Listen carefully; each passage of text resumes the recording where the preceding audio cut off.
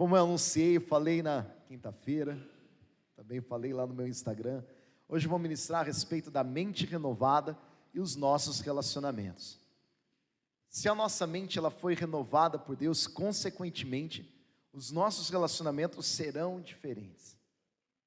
Nós precisamos dessa mente renovada para experimentar qual é a boa, agradável e perfeita vontade de Deus. E essa mente renovada vai fazer com que nós sejamos diferentes em relação ao nosso próximo, em relação a Deus, em relação até à nossa análise, de nós mesmos. Como a nossa mente toma as decisões, foi o foco que eu dei a semana passada. Como a nossa mente toma as nossas decisões, geralmente pelas nossas memórias, pela nossa experiência, pelo nosso inconsciente, coisa que nós nem sabemos que está lá, pelos nossos valores, pelas nossas crenças. Então a mente ela tem lá os mecanismos dela para tomar as decisões que ela toma. Então se você vê alguma pessoa fazendo alguma coisa, é porque a mente dela trabalha daquele jeito. E às vezes nós discutimos, por que você faz isso? Por que você faz aquilo? Mas a formação da pessoa é diferente, a experiência, a cultura, os traumas, aquilo que ela passou pode impedi-la de fazer alguma coisa que de repente para você não é um problema. Então a nossa mente ela tem vários mecanismos ali, que esses mecanismos trabalhando juntos, eles são responsáveis pelas nossas decisões. Então quando nós estamos no pecado, a nossa mente está corrompida, então nós precisamos de uma nova mente. Nós precisamos de uma mente que não seja amoldada, conformada ao mundo, mas transformada por Deus. E o verdadeiro teste, igreja, é o relacionamento. A igreja muito antigamente, há mais de 1000 anos atrás, começou uma cultura do monastério. O que era isso? Pessoas que viviam ali intensamente com Deus, tomavam uma decisão: agora eu terei uma vida de santidade. Agora eu vou viver inteiramente para Deus, agora nada mais me atrapalha. Eles iam para um lugar no meio do deserto, faziam um templo maravilhoso lá, e ficavam sozinhos. Gente, aí fica fácil, não fica? Vai lá, se isola, não tem chefe mais, não tem filho, não tem família, não tem amigos. Gente, fica mais difícil de pecar mesmo, aí não vale, Então essa cultura ela foi se desenvolvendo por um tempo, a cultura monástica. Aí você fica lá isolado, você fica lá no quartinho só orando. Gente, aí facilita a coisa, Mas quando nós vemos a igreja primitiva, os homens de Deus, os grandes exemplos, eram pessoas muito relacionais. Gente, você pega as cartas de Paulo, geralmente é um capítulo falando de pessoas. Manda um abraço para fulano, agradece a ciclano. Olha, a outra pessoa me é muito útil. Lembra de outra, estou indicando outra pessoa que vai para lá. Estou com saudade de ver vocês. Estou planejando ir para Roma, mas eu não consigo. Você vê ali alguém que quer conviver com o outro. Então, quando nós falamos de uma mente renovada, numa mente trabalhada pelo Espírito Santo de Deus, não é alguém que se isola, mas é alguém que está ali fazendo o verdadeiro teste, que é o relacionamento, porque ser santo sozinho é muito mais tranquilo, Voltando ao versículo que nós vimos na semana passada: não se amoldem ao padrão deste mundo, mas transformem-se pela renovação da sua mente, para que sejam capazes de experimentar e comprovar a boa, agradável e perfeita vontade de Deus. Um resumão daquilo que a gente falou. E o nosso primeiro relacionamento aqui, estou falando sobre relacionamento, que uma mente renovada, ela tem relacionamentos diferentes. Nosso primeiro relacionamento, que está lá em Romanos 12, é o nosso relacionamento com Deus. Primeira pessoa que nós precisamos nos preocupar em relação a como nós estamos, é o próprio Deus. Nós chamamos de um relacionamento vertical, de cima para baixo. Nós nos relacionamos com Deus, e a maneira como nós nos relacionamos com Deus reflete nas pessoas que estão à nossa volta. Olha para Jesus. Jesus orava intensamente, estava ali em comunhão com o Pai, e a maneira como ele tinha essa comunhão com o Pai necessariamente influenciava a maneira como ele tinha a comunhão com os outros. Então nós precisamos dessa fonte, nós precisamos dessa presença de Deus. O que diz a palavra? Se ofereçam em sacrifício vivo, santo e agradável a Deus. Este é o culto racional de vocês. Quando a gente vê essa palavrinha aqui, essa palavrinha é logique. Logique é alguma coisa que a gente usa muito. Veio do grego logique, ou seja, que tenha sentido, que tenha lógica. A nossa vida precisa estar de acordo, precisa ter lógica, precisa ter sentido, precisa estar adequada com aquilo que Jesus prega. É isso que ele está dizendo. Então o culto racional é o quê? É um culto lógico. Então eu sigo a Deus, eu creio nessa doutrina, logo eu vivo essa doutrina. Se ofereça sacrifício santo e agradável a Deus. Este é o culto racional de vocês. Nunca lhes falte o zelo. Sejam fervorosos no espírito, sirvam ao Senhor.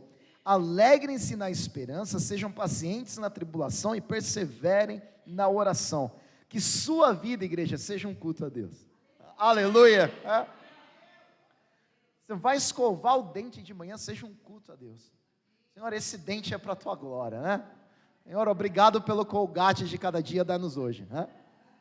Vai lá, olha para o espelho e você fala, Deus, como tu és perfeito, que criação incrível, né? Se você não crê, você vai profetizando, até uma hora que você começa a crer, né? Você já acorda de manhã ali, cheio do Espírito Santo, né? Pode ser que você seja uma pessoa que acorde de manhã e não goste muito de falar com as outras pessoas, tudo bem, fala com Deus ali, em espírito, né? Quando eu e meu irmão, a gente morava com os meus pais, era assim, eu e o meu pai, a gente acordava falando, e gritando, e acordando todo mundo, e o meu irmão acordava. Aí eu olhava para o pai e falava assim, o pai, o Guto está acordado? Eu não sei. É o jeito de cada um, mas cada um glorificava a Deus no seu jeito. Então, desde o momento que você acordar, seja mais falastrão ou mais introspectivo, faça tudo para a glória de Deus. A nossa vida precisa ser um culto a Deus. Essa é a lógica que está aqui em Romanos capítulo 12, né? Seja fervoroso no Espírito. Ore com poder, né? Seja fervoroso significa não fazer as coisas espiritualmente por pura rotina, mas fazer ali com o teu coração aquecido no Espírito. É muito diferente, né? Hoje é o dia de tomar Santa Ceia. Hoje é o dia de tomar Santa Ceia. O meu coração ali está fervendo para estar em comunhão com os meus irmãos, né? Vamos orar sim. Vamos orar crendo que Deus vai fazer. Não vamos orar por orar. Vamos orar buscando o milagre de Deus, né? Vamos orar por coisas grandes, porque o nosso Deus é grande, né? A gente precisa ter esse fervor espiritual. Ao mesmo tempo que nós não devemos fazer a obra de Deus de qualquer jeito. Olha essa obra aí que legal, né? Depois que terminou, e como que eu junto essa ponte? Então a gente precisa ter uma seriedade com a obra de Deus. E aí, entendendo aquilo que Paulo está dizendo, eu coloquei mais ou menos do meu jeito aí, fiz uma paráfrase. Seja alegre, porque sua esperança é Cristo. Esse é o seu relacionamento com Deus. Seja paciente, pois sua tribulação terá um fim. Ore em todo o tempo, sem desanimar. Esse deve ser o nosso relacionamento com Deus. Seja alegre, porque sua esperança é Cristo. Seja paciente, pois sua tribulação terá um fim. Ore em todo tempo, sem desanimar. É isso que a Bíblia está dizendo. Como que deve ser o meu relacionamento com Deus, então, igreja? Deve ser o tempo todo, não só no culto, porque minha vida é um culto. O meu relacionamento com Deus deve ser fervoroso, cheio de ânimo, né? Espírito Santo aquecendo o meu coração. Não só no dia que eu fui batizado no Espírito, mas todo dia. A gente precisa ter novas experiências com Deus. É interessante que às vezes a gente cria ali, a gente está dentro de uma cultura da especialização, né? E aí você vai no médico, você está com um problema no joelho, você vai no médico ortopedista, aí ele fala, não, minha especialidade não é joelho. Aí você vai no médico de joelho, ele fala, não, seu problema é na patela, minha especialidade não é patela. Você vai no médico da patela, fala, não, esse problema que você tem na patela está ligado ao hormônio, ao médico ortopedista, especialista em hormônio. A gente está numa cultura da especialidade, né? E eu acho que às vezes a gente se afeta, né? A gente é afetado por isso na igreja. Gente, a experiência com o Espírito Santo é para todos, não é para os especialistas, né? É para todos. O Espírito Santo veio em Atos 2 e desceu sobre os 12 apóstolos, é isso? Não, desceu sobre todos que estavam naquele lugar, né? Aleluia, né? Sobre os 120 que estavam naquele lugar. Em nome de Jesus, igreja, vamos criar essa sede na nossa fé, na nossa igreja. E agora vem um outro tipo de relacionamento, que é aquela pessoa que você olha todo dia no espelho. É fácil de se relacionar com ela? Às vezes sim, às vezes não. Eu observava desde criança, assim, de adolescente, pessoas que se relacionavam tão mal com elas mesmas, que tinha ali um problema tão grande em se relacionar consigo mesmo. Olha que coisa estranha, né? que elas não conseguiam ficar paradas ou sozinhas. Você já conheceu gente assim, ou de repente, talvez seja até um problema que você passa. A pessoa não conseguia ficar parada, não conseguia ficar sozinha, não conseguia refletir sobre nada. A partir do momento que ela parava, ela entrava em curto-circuito. Então a gente precisa saber se relacionar com a gente mesmo. Olha o que diz Romanos capítulo 12, verso 3. Pois pela graça que me foi dada, digo a todos vocês, ninguém tenha de si mesmo um conceito mais elevado do que deve ter. Mas, pelo contrário, tenha um conceito equilibrado, de acordo com a medida da fé que Deus lhe concedeu. Então eu vejo isso de uma maneira muito interessante, igreja. Às vezes a gente entende erroneamente esse conceito, e aqui existe um conceito de equilíbrio. Qual que é o conceito de equilíbrio? Eu ter ali uma noção, uma ideia de quem eu sou equilibradamente. Então não devo ter um conceito mais elevado, mas eu também não devo ter um conceito menor. Eu não devo ser muito orgulhoso e eu não devo sofrer com uma baixa autoestima. Então eu devo buscar ali um equilíbrio, porque a graça me foi dada. Então como que eu me relaciono comigo mesmo? Tendo um conceito equilibrado. O que nós mais vemos hoje, ou pessoas muito orgulhosas, eu sou maravilhoso, eu sou incrível, eu faço tudo, ou pessoas ali com um conceito errado de si mesmo, eu não consigo fazer nada, eu não sirvo para nada, eu não sou nada. Gente, esses dois extremos devem ser evitados. E aí, consequentemente, a palavra fala a respeito de humildade. Olha só. Não sejam orgulhosos, mas estejam dispostos, e aqui a Bíblia é tão clara, gente, a associar-se a pessoas de posição inferior. Não sejam sábios aos seus próprios olhos. E aqui existe uma dificuldade de cultura hoje. Por quê? Nós temos aprendido assim, muito mesmo, a respeito de nos vendermos, não é? O apóstolo Paulo falava numa época que não existia rede social. E eu creio que a palavra de Deus, o Espírito Santo sabia. E a gente vive numa época muito complexa. Ao mesmo tempo, nós temos que nos expor. Eu não creio que uma saída seja a gente largar de tudo e vivemos isoladamente. Eu não vejo isso, porque uma mente renovada é uma mente que se relaciona. Então, as redes sociais, elas devem estar cheias de pessoas cristãs para influenciá-las, né? Eu acho isso importantíssimo. Mas a gente é a todo tempo ensinado a nos vendermos. Você já percebeu? Todo tempo eu tenho que mostrar o quanto eu sou bom. Gente, isso é muito chato, né? Isso é muito complicado. Então, às vezes você vai conversar com uma pessoa, você não consegue conversar com ela, de tanto que ela fala dela mesma, vira um culto à personalidade. Você sabe o que eu faço? Eu sou maravilhoso na empresa, eu sou maravilhoso com a minha esposa, eu sou isso, eu sou aquilo, meus filhos são lindos, maravilhosos, minha casa é a ilha de caras, minha vida é fantástica, né? Aí você fica... Gente, está sendo gravado, mas eu não estou nem aí. Só para dar um exemplo assim, vocês já viram alguma entrevista do Roberto Justus? Gente, vocês não viram, que pena, dei um exemplo bem ruim, né? Mas é mais ou menos isso, gente. Você olha, gente, eu sou incrível, eu estou no meu 6º casamento, por quê? Porque eu sei o que é um casamento. Eu falei, cara, sério? Eu assisto assim, eu fico fascinado assim, com orgulho do Justus, gente. Eu falo, meu Deus do céu. E aí ele vai, um culto à personalidade, aquele topetinho dele, o terninho, tal, do Ricardo Almeida, todo metidinho. Então, o que que gente? Se torna um padrão. Gente, ser vitorioso é ser um Roberto Justus na vida. Meu Deus do céu, não seja um cara assim. 5 mulheres não suportaram ele. Imagina como esse cara é legal. Então, quando a gente para pensar nisso, é uma pessoa que se vende. Ele se vende muito bem. Você vê 15 minutos, você fica apaixonado. Mas as pessoas que vêm por mais de um ano não suportam. Então é isso que a Bíblia está dizendo. Gente, não seja orgulhoso. Não se ache mais do que aquilo que você é, sabe? Tenha um padrão de equilíbrio, um padrão de humildade. E aqui, a Bíblia é muito clara nisso.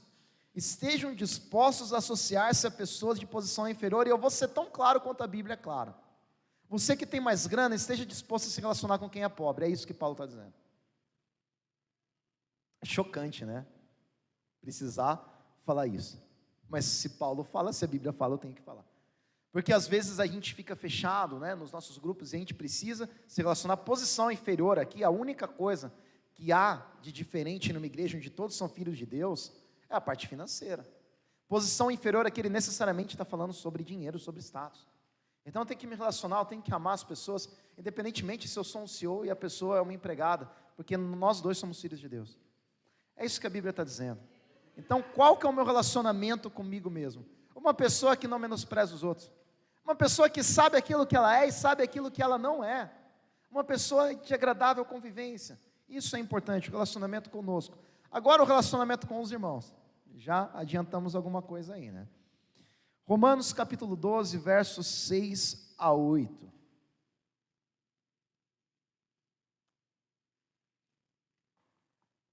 Temos diferentes dons, de acordo com a graça que nos foi dada.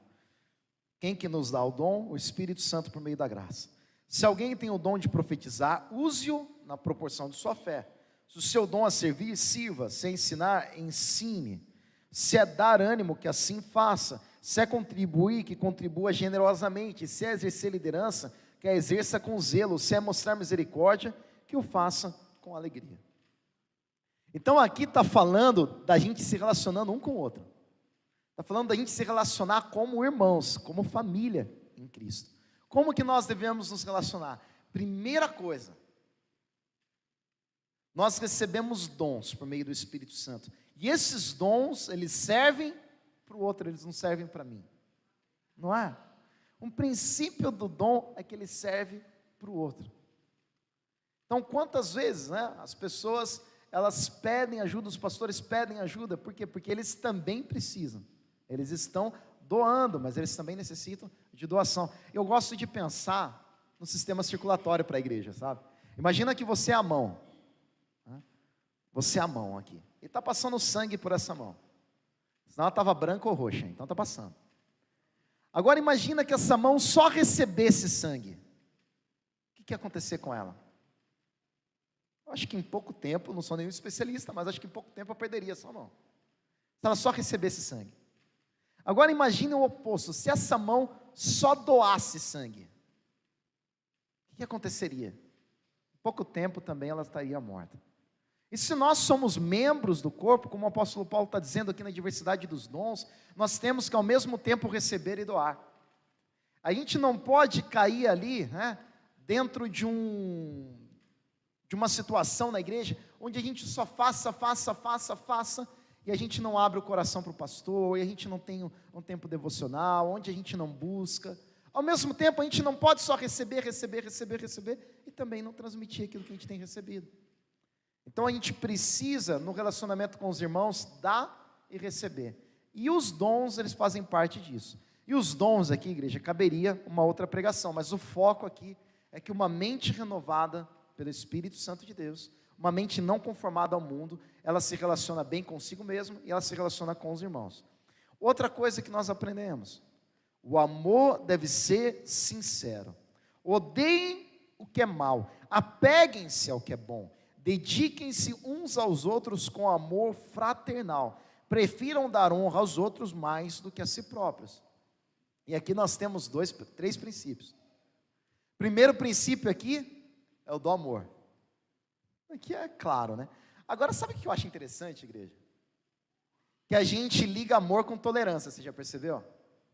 Porque a sociedade prega amor somente como tolerância. Amor é perdão, perdão, num certo momento, é sim uma tolerância. Mas o amor, um amor cristão, ele não é uma tolerância com o pecado. O amor cristão não é falar que o pecado está tudo bem. O amor cristão é perdoar o pecador, ensinar o caminho, mas sem concordar com o pecado que ele faz.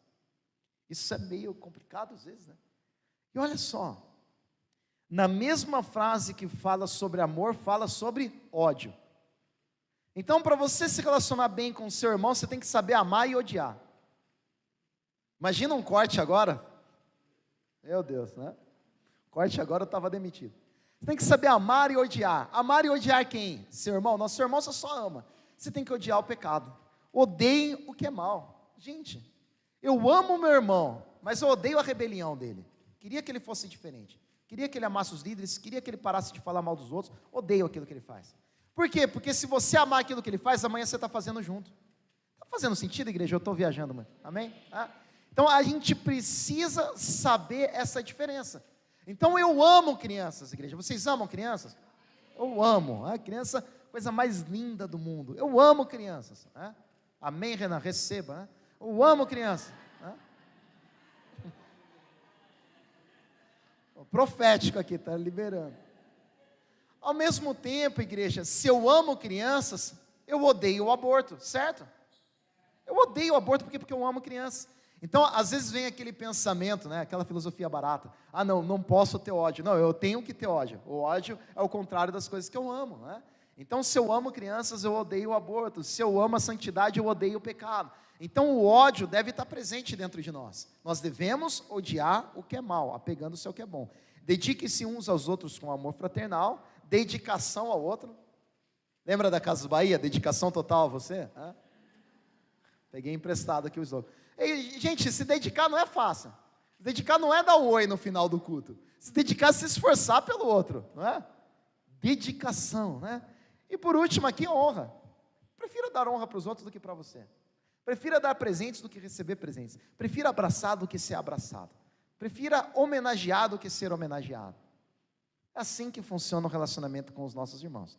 E por último, não menos importante, compartilhem o que vocês têm com os santos em suas necessidades. Pratiquem a hospitalidade. Compartilhar, claríssimo, não precisa explicar nada que Paulo já explicou. Alegrem-se com os que se alegram, chorem com os que choram. Tenham uma mesma atitude uns para com os outros. Aqui eu creio, né, que o compartilhar e o não fazer acepção de pessoas a gente já explorou bastante. Eu vou focar no outro aqui, o que está no meio, empatia. Para eu ter empatia, eu não posso ter inveja. Porque quem tem inveja não é empático. Empático é o que? É eu sentir aquilo que o outro sente. Vou dar um exemplo assim, infantil, literalmente. Eu peguei a Sara um certo dia, eu com a Gabi, a gente levou ela para ela tomar injeção. E ela tomou a injeção, e ela chorou, na hora que a agulha entrou, tudo, normal. Né? Voltou, e o meu pai, ele toma injeções de insulina, que ele mesmo aplica. Gente, na hora que ela chegou, acabou de tomar a injeção, ela viu o meu pai dando a injeção nele mesmo, ela chorou desesperada. Por quê? Porque ela sentiu a dor do outro. Olha que interessante. Ela falou, poxa, por que meu avô tem que passar por isso também, né? Então, na cabecinha dela, ela viu o sofrimento que ela passou, ela viu o meu pai passando. Então, em alguns momentos, a gente tinha até que tirar ela para o meu pai tomar a injeção tranquilo. Então, o que é isso? É empatia, eu senti a dor do outro. Eu lembro da minha avó, né? A minha avó era muito empática. Então, de repente, se tivesse alguma pessoa chorando, ela chorava junto, literalmente. Aí você perguntava, vó, o que aconteceu? Não sei, fulano está chorando. Não é verdade? O que é isso? Empatia, gente. Estava lá, molhado em lágrimas. Agora, se existe inveja, não tem empatia. Porque está chorando, está chorando mesmo. Vai saber o que ele fez. Meu Deus, se está chorando é porque merece. Né? Quem planta vento, colhe tempestade, ou glória. Né? A gente acaba caindo para esse lado. E aí, gente, se tem inveja, se alegrar com os que se alegram é mais difícil ainda. Eu estava conversando com os pastores amigos e eles estavam falando assim, olha, a dificuldade da igreja não é chorar com os que choram, é se alegrar com os que se alegram. Olha que palavra pesada, gente. Chorar com os que choram, as pessoas até choram. Agora, se alegrar com os que se alegram. Só foi lá, comprou uma casa de 3,5 milhões. Você está pagando a sua de 100 mil reais em 35 anos. Você vai lá, o irmão mostra para você que casa, né? Que casa, né? É difícil, né? Eu estou falando aqui do lado humano, não é, gente? Difícil, tem que celebrar. Oh, que casa, glória a Deus, né? Eu já fui para casa assim, que a mesa da casa custava a minha casa. Eu falei, meu Deus, essa mesa aqui, quanto que custa essa mesa? E aí a gente se alegra, gente. Por quê? Porque você não é alegre se você tem uma casa de 100 mil ou 3 milhões. Você é alegre porque Cristo te salvou. Porque você é filho de Deus, né? Aleluia. Pode aplaudir o Senhor. Aleluia, glória a Deus.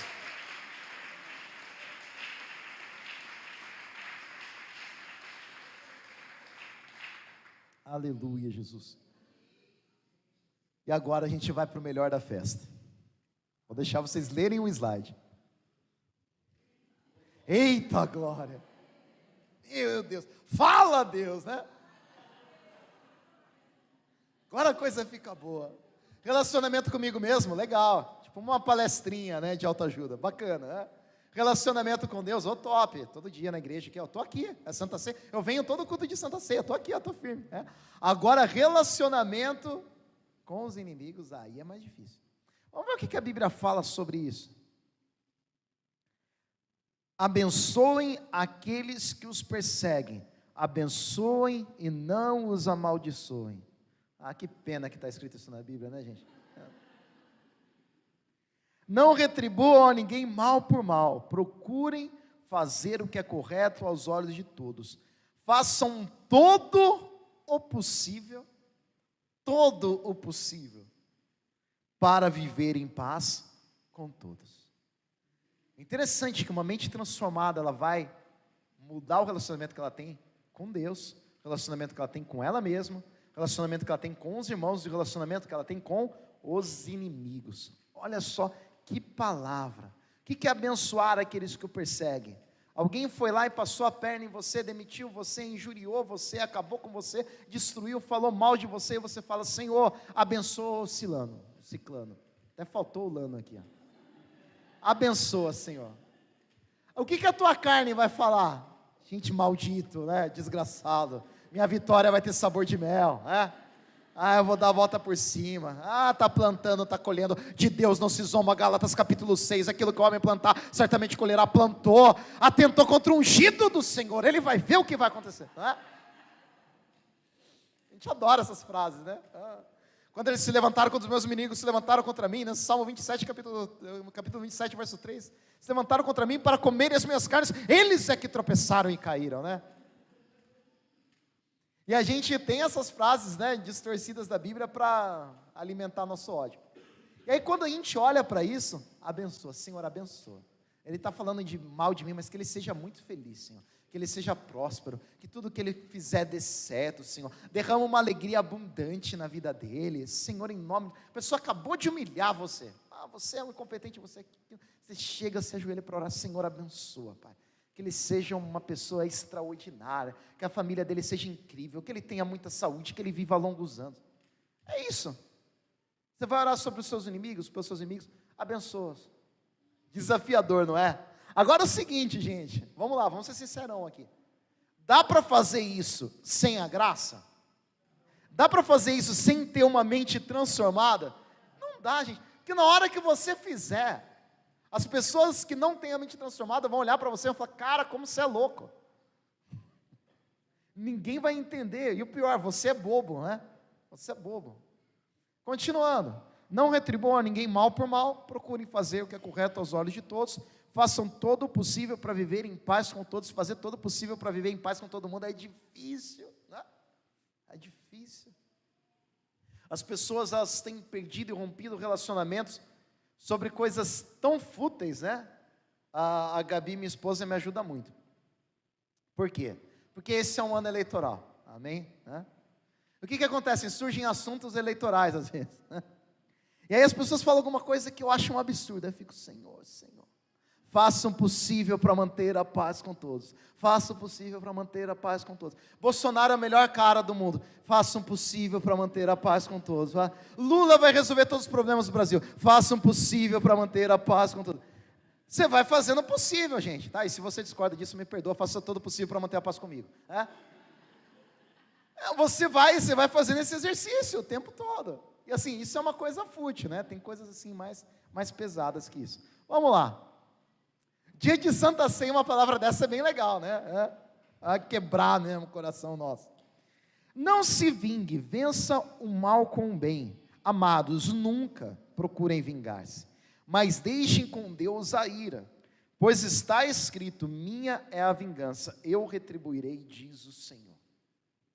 Pelo contrário, se o seu inimigo tiver fome, dele de comer, se tiver sede, dele de beber. Fazendo isso, você amontoará brasas vivas sobre a cabeça dele. Não se deixem vencer o mal, não se deixem vencer pelo mal, mas vençam o mal com o bem. Se vençam o mal com o bem, a gente está acostumado com esse versículo, né? E olha a aplicação disso.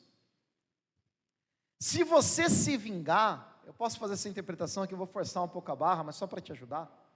Se você se vingar, você é ladrão, sabia? Se você executar vingança. Porque se eu tomo alguma coisa que não é minha, eu sou ladrão, não sou? A vingança é de quem? Então eu não posso tomar a vingança dele. É dele. Faz sentido para vocês? Só para isso ficar claro. Eu não devo me vingar de ninguém, porque a vingança pertence a Deus, eu não quero pegar aquilo que é de Deus. Agora imagine, a vingança é a justiça por aquele mal que fizeram contra você. Por que você descansa em paz e você abençoa os seus inimigos? Você abençoa seus inimigos primeiro de tudo, porque você era inimigo de Deus e Deus te abençoa. Para começar. Se você não entender isso, essa mensagem da cruz, você não vai conseguir ser crente. Essa é a base. Essa é a base do Evangelho. Jesus sangrou por você, Jesus foi crucificado com você porque você é pecador. O teu pecado matou Jesus. Então eu e você não somos ninguém para julgar os outros e amaldiçoar ninguém. Primeiro, nós abençoamos os nossos inimigos, porque a palavra de Deus diz, inclusive em Romanos, que nós éramos inimigos de Deus e Deus nos amou mesmo assim. Nós amamos os nossos inimigos porque um dia nós somos inimigos e nós somos amados. Exatamente por isso. A cruz, gente, tem que ser uma coisa muito presente no nosso coração. Se você esquecer da cruz, se a sua mente não for formatada como eu preguei semana passada, não adquirir o formato da cruz, gente, não tem como ser cristão. Sem a cruz nada faz sentido. Então é por isso. Segundo ponto, que eu confio em Deus. Eu confio que Deus vai fazer a coisa certa. Então imagina, eu sou um pastor. Meu irmão aqui é um engenheiro. E aí Jesus chega domingo de manhã e fala para mim: Michel, eu vou pregar hoje. Imagina que top, gente. Jesus em pessoa, fala: eu vou lá pregar, relaxa. O que eu vou fazer? Não, Jesus, você não sabe o que minha igreja precisa. Jesus, imagina, estudei tanto a semana inteira para pregar. Sou eu, Jesus. Jesus, se o senhor entendesse o que aquela igreja está precisando. E aí começa a disputar com Jesus. Qual que seria a atitude certa a fazer? Jesus, vai lá e prega, arrebenta. Gente, eu vou chamar todo mundo, vai ser top. Ninguém mais vai querer me ouvir pregar depois de Jesus, mas tudo bem, eu lido com isso. Uma coisa, Jesus chega para o Gus, segunda-feira de manhã: ô Gus, relaxa, não precisa dirigir até Alphaville, eu vou trabalhar no seu lugar. Não, mas você não sabe como é meu chefe, você não sabe. Jesus fala: fica tranquilo. Alguém tem alguma dúvida que Jesus seria o melhor engenheiro, o melhor enfermeiro, o melhor médico, o melhor empresário, o melhor pastor do que todos nós aqui juntos? Seria, não seria? Em absoluto. Imagina Jesus carpinteiro, as coisas que ele fazia, devia ser extraordinário. Ninguém melhor que Jesus em nada, ele é perfeito. Imagina alguém perfeito trabalhando. E aí Deus diz assim, falou: ó, a vingança, sabe aquele que te ofendeu? Eu vou cuidar. Aí a gente fala: não, Deus, você não, deixa que eu cuido. Não, eu vou fazer a vingança para você. Não, Deus, deixa que eu faço. Você percebeu como não tem sentido? Como é esvaziado de sentido? Deixa com Deus, Deus vai fazer. Então por que eu amo meus inimigos? Por que eu abençoo? Primeiro, porque eu fui amado. Segundo, eu não me vingo, porque Deus vai fazer a vingança e a justiça de Deus é melhor que a minha. Outra coisa que nós aprendemos aqui, olha só: fazendo isso, você amontoará brasas vivas sobre a cabeça dele. Essa parte é sensacional, né? Vai ter um churrasco na cabeça do seu inimigo. Agora, o que significa esse versículo? Que eu vou vê-lo queimar, né? Oh glória, aleluia. Está queimando, queima, né? Queimando o mármore do inferno, né? É isso? Não. O que são essas brasas vivas na cabeça dele? Aqui está dizendo a respeito do pensamento. E dentro dessa cultura, da cultura grega aqui que Paulo está escrevendo para a igreja em Roma, essas brasas vivas amontoadas na cabeça seria uma expressão parecida hoje com a pulga atrás da orelha. O que acontece? Seu amigo vai fazer mal para você, você vai fazer bem para ele. Seu inimigo vai fazer mal para você, você vai fazer bem para ele. Ele vai te destratar, você vai bem tratar. Ele não vai te cumprimentar, você vai até lá e cumprimenta ele. Ele não vai olhar para a sua cara, você olha para a cara dele. Ele não te dá comida, você dá comida para ele. Ele não te paga as coisas, você paga as coisas para ele. Ele não te dá presente, você dá presente para ele. O que vai acontecer, gente? Começar a queimar aqui a cabeça dele. Fala: meu, por que o cara está fazendo isso? O que está acontecendo? Você está amontoando brasas. Você está deixando ele doido. Meu Deus, eu persegui ele a vida inteira, ele só faz bem para mim. O que está acontecendo? As brasas vão queimando os maus pensamentos ali, né? Você vai deixando ele com a pulga atrás da orelha. Por que ele está fazendo isso? O que está acontecendo? Gente, ele vai ficar muito mais doido do que você devolver isso com mal. Fica absolutamente confuso. Ele vai conhecer a graça de Deus por meio do seu perdão e por meio da sua vida. Gente, nós temos exemplos de perdão, isso a gente pode abrir com pessoas que perdoam e vivem melhor de Deus, sabe? Coisas absurdas, coisas lindas, porque liberaram perdão. A gente precisa trabalhar desse jeito. E olha só, não se deixem vencer pelo mal, mas vençam o mal com o bem. Em outra passagem diz assim que a arma da nossa milícia, né, não é carnal, mas ela é espiritual. Milícia é guerra. A nossa arma não é carnal, não é na briga, não é no tapa na cara do Chris Rock, né? A nossa arma não é essa. A nossa arma é espiritual, não é carnal. A gente precisa entender isso, porque não se deixem vencer pelo mal. Olha que interessante, se o mal vem contra você e você responde pelo mal, você foi vencido. Se você não ama seu inimigo, você foi derrotado, você foi vencido. Mas vençam o mal com o bem. Quando você faz o bem e alguém faz o mal para você, você está vencendo. Olha essa disputa, gente, que coisa linda. E às vezes a gente acha assim, eu não vou levar desaforo para casa. A pessoa foi lá, me ofendeu, e eu não respondi, cheguei em casa sem ter respondido. Perdi. Pela Bíblia você ganhou. Ela deu mal para você, você deu bem, você ganhou. Agora sua mente vai ser conformada com o mundo ou com a Bíblia? Aí é com você, eu não posso fazer nada, além do que eu estou fazendo aqui. Só o Espírito Santo pode moldar a nossa mente, né? Para nós começarmos a reagir da maneira que Deus quer. Eu quero trazer um exemplo para vocês aqui, igreja. É coisa de 2 horas a gente encerra, assim, bem rapidinho.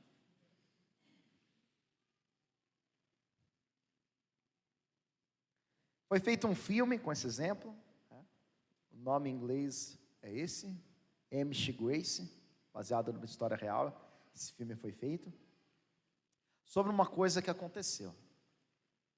Amish é uma comunidade cristã, não tem os mesmos costumes que os nossos, tem costumes muito tradicionais, são avessos à tecnologia, eles têm as suas peculiaridades, mas o pensamento, o comportamento e o relacionamento que eles têm com os outros é baseado absolutamente no cristianismo. Eles creem em Cristo, têm costumes diferentes que os nossos, mas são nossos irmãos e creem em Cristo. São moldados pelo cristianismo. Outubro de 2006, o que aconteceu? Eles têm a escola Amish de crianças de 7 a 12 anos. Estava num dia comum, outubro de 2006, na Pensilvânia, Estados Unidos, dia 2 de outubro de 2006. E aconteceu uma coisa nessa escola de crianças de 7 a 12 anos, crianças Amish. Chegou um atirador. O atirador disparou contra aquelas crianças.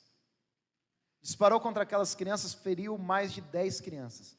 5 crianças morreram. Algumas foram internadas, algumas estão em recuperação.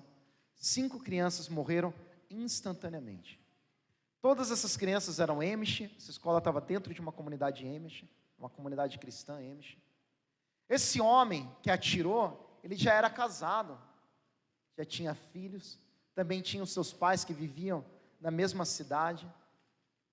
E aí sabe o que a comunidade Amish fez? Eles dizem assim, os relatos, que passaram poucas horas, a comunidade Amish, com alguns representantes, foi até a casa da viúva. Sabe o que eles foram fazer na casa da viúva? Eles foram prestar ajuda para a viúva. Foram perguntar aquilo que a viúva precisava. Eles foram oferecer consolo de Deus para a viúva, para os pais, para as crianças que ficaram. O porta-voz da comunidade Amish diz assim que eles perdoaram aquele atirador com todo o coração. Que eles não guardavam mágoas daquele atirador. Que eles estavam prontos para ajudar aquela família. Gente, isso é uma coisa que o mundo não pode fazer. Que nenhuma sociedade pode fazer, que nenhuma filosofia pode fazer. Uma mudança de mente assim, nada pode trazer no mundo. Somente o Espírito Santo de Deus. Somente a pregação do cristianismo. Essa comunidade Amish perdoou essa família, perdoou o atirador que se suicidou, depois de ter feito tudo aquilo que ele fez. E aí teve o funeral daquele atirador. A maioria das pessoas que estavam no funeral eram Amishes. Eles foram no funeral do homem que matou 5 crianças. Que estavam apenas estudando. A gente olha um exemplo desse de alguma coisa verídica que aconteceu não há 2000 anos. Mas que aconteceu há um pouco mais de 10 anos, 2006. E eles dão um exemplo, gente, cabal, para cada um de nós. como nos relacionarmos com os nossos inimigos. Sabe o que eles fizeram, não bastando essa ajuda? Eles eram a maioria no enterro, eles prestaram ajuda à família, e eles chegaram na viúva, e dentro daquela cidade eles levantaram uma conta bancária para a viúva do atirador, para que as pessoas pudessem depositar dinheiro e ajudar aquela família. Então não dá para explicar uma atitude assim, se não for pela graça de Deus. E nós estamos prontos a amar os nossos inimigos, como os Amish amaram esse atirador. Eu fico imaginando, não há uma dor maior do que essa comunidade passou, gente. Não há um terror maior do que esse. Consequentemente, eu não consigo enxergar no mundo contemporâneo um exemplo maior do que aquilo que eu acabei de pregar. A gente vê uma aplicação, a gente vê que aquilo que está sendo pregado aqui não é uma historinha, não é entretenimento, é vida, é realidade, é possível mediante o Espírito Santo de Deus. A gente precisa, igreja, ser relevante, a gente precisa ser bíblico, a gente precisa ter boas notícias.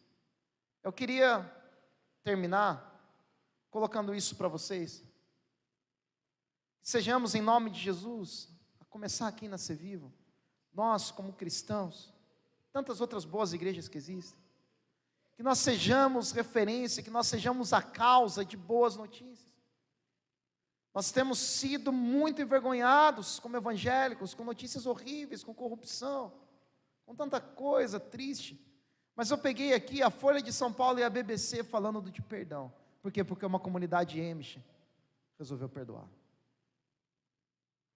Voltando para a igreja primitiva, mais ou menos na época de 60 depois de Cristo, Roma tinha um costume. Quando você tinha uma criança, um filho, você não queria esse filho, havia um muro, depois do muro havia um terreno jogado. Você pegava a sua criança, o seu filho, e você jogava naquele terreno e deixava lá. Esse era o costume.